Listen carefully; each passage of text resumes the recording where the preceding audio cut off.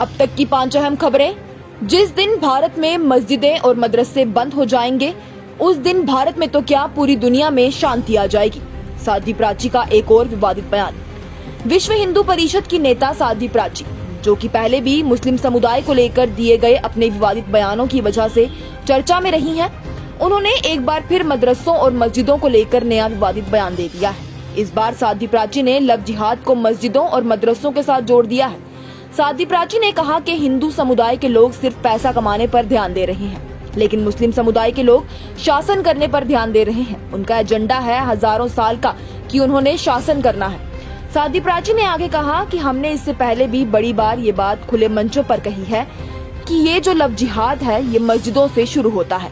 ये सब ज्ञान मस्जिदों से मुस्लिम लड़कों को बांटा जाता है, जिसकी वजह से ये लव जिहाद बढ़ रहा है। इतना ही नहीं, उन्होंने ये भी कहा कि जिस दिन ये मस्जिदें और मदरसे बंद हो जाएंगे, सिर्फ हिंदुस्तान में ही नहीं बल्कि पूरी दुनिया में शांति और अमन फैल जाएगा। भाजपा के पसमंदा मुसलमानों को लेकर सभी दावे थे झूठे, असल एजेंडा है मुसलमानों को गायब करना। असदुद्दीन ओवैसी। उत्तराखंड के उत्तरकाशी में जो पिछले कई दिनों से मुसलमानों के खिलाफ तशद्दुद के वाकयात पेश आ रहे हैं, उनको लेकर सरकार के कोई कदम न उठाने और लगातार मुसलमानों पर हिंदू संगठनों की तरफ से हमलों को लेकर ऑल इंडिया मजलिसे इत्तेहादुल मुस्लिमीन के सदर असदुद्दीन ओवैसी ने आज ट्वीट कर कहा, 15 जून को होने वाली महापंचायत को सरकार को रोकना चाहिए। वहां रह रहे मुसलमान लोगों को सिक्योरिटी देनी चाहिए। वहां से जान बचाकर भाग चुके लोगों को वापस लाना चाहिए। जो भी लोग इसमें गुनहगार हैं उन्हें सजा देकर रियासत में अमन पैदा करना चाहिए। इसके साथ ही अपने अगले ट्वीट में असदुद्दीन ओवैसी ने कहा, उत्तरकाशी के पुरोला में मुसलमान इस बात से डरे हुए हैं कि कम्युनिटी में से एक के गलती करने पर सबको निशाना बनाया जा रहा है और इससे उनकी पसमंदा पहचान और भाजपा के लिए वफादारी उनके हिंदुत्व बैरिगेड के तैयार करदे गजे से दूर करने में नाकामयाब रही है। भाजपा के मीठे अल्फाजों से भरे हुए वादे हकीकत में कुछ भी नहीं। असल एजेंडा मुसलमानों को गैर मराई बनाना और इन्हें दूसरे दर्जे के शहरी बनाना है। बाइपरजॉय तूफान के बढ़ते खतरे के बाद आईएमडी का रेड अलर्ट जारी कर धारा 144 लागू। इसके साथ ही महाराष्ट्र में भी भारी हो रही हैं समुद्री लहरें।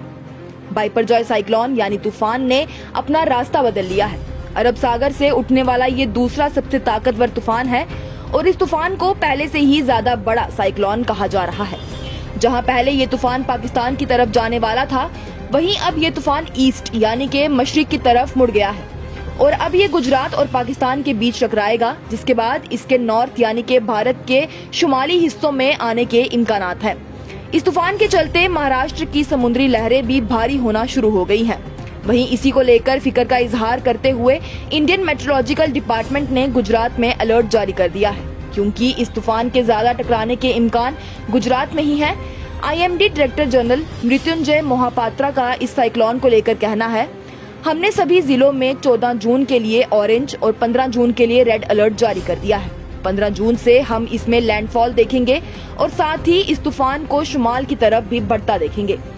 साथ ही हम लोगों से महफूज जगहों पर रहने की अपील भी करते हैं। भाजपा ने 220 महीनों के शासन में 225 घोटाले कर दिए। प्रियंका गांधी।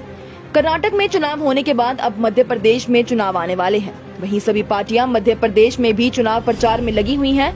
चुनावी रैली का संबोधन करने से पहले कांग्रेस लीडर प्रियंका गांधी ने नर्मदा नदी की आरती की। प्रियंका गांधी ने बाद में भाषण देते हुए कहा, कांग्रेस पार्टी ने कर्नाटक में 5 वायदे किए थे और सरकार बनते ही पहली कैबिनेट मीटिंग में उन्हें कानून बना दिया और ऐसे ही वायदे आज कांग्रेस पार्टी की तरफ से मैं मध्य प्रदेश में करती हूँ कि औरतों को हर महीने 1500 रुपए दिए जाएंगे, 500 रुपए में गैस सिलेंडर मिलेगा, 100 रुपए बिजली यूनिट माफ, 200 यूनिट बिजली हाफ, पुरानी पेंशन स्कीम लागू और किसानों का कर्जा माफ।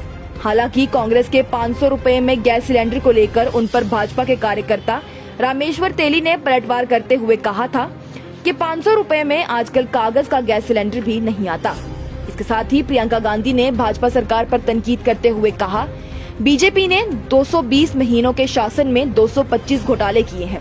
इन्होंने तो नर्मदा मैया और महाकाल कॉरिडोर को भी नहीं छोड़ा, वहां भी इनके कार्यकर्ताओं ने पैसे खाए हैं।